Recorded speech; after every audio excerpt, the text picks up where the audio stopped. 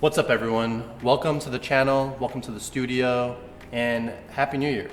My name's Greg. I'm a filmmaker and photographer based out of Chicago, and one of my goals for this year was to make more videos. And one way I felt like I could accomplish that is by having a dedicated editing setup. So let's talk about my desk setup for 2023.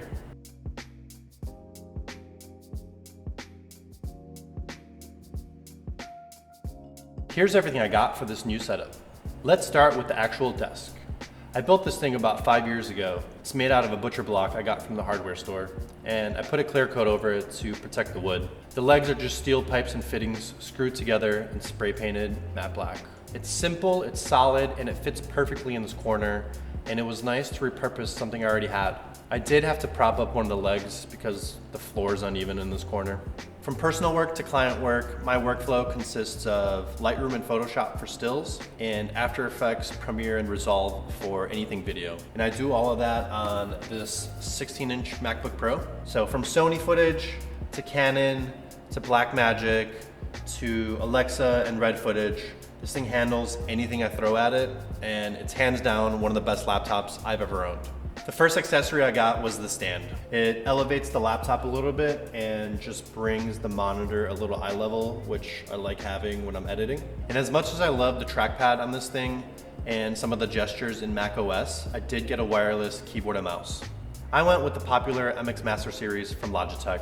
This is the Mechanical Mini. It has linear switches, which I liked because they were nice and quiet when you typed. And I found that the mini version of this keyboard was a little too small for my hands, and it kind of just felt a little awkward to type on. The mouse is the MX3S version, and it's super comfortable in the hands, and I found this thumb wheel to be super useful in Resolve to move in the timeline from left to right. My favorite thing about this keyboard and mouse is that it just works. There's no Bluetooth adapters or anything. You just flip the switch and you're ready to go.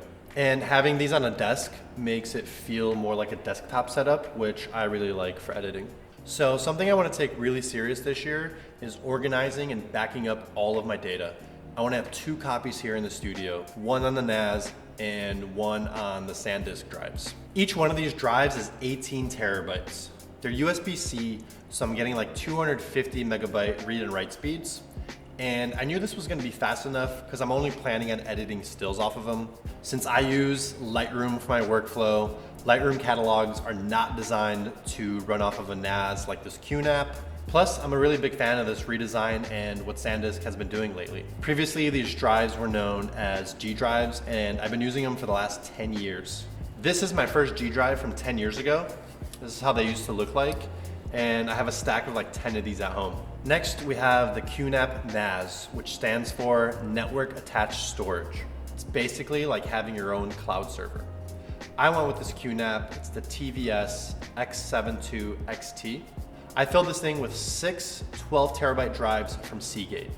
I have it set up into RAID 5, which means one of these drives could fail and I won't lose any data. All I have to do is plug a new drive in and the array should rebuild itself. It's important to know that a RAID is not a backup. One of the reasons I went with this QNAP is because it had 2 Thunderbolt ports. And when I had this thing at home, it was nice to plug in my PC and my MacBook at the same time and share files across both of those systems.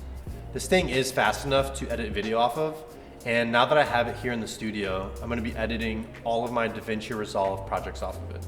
And the chair was a gift from my friend, and I have no idea what it is. So that's my setup for 2023. This desk is really just the beginning. It's a foundation I can build off of, but most importantly, it's going to help me make more videos. And I already know I want to make a bunch of upgrades to it, but until then, stay hyped, and we'll see you on the next one.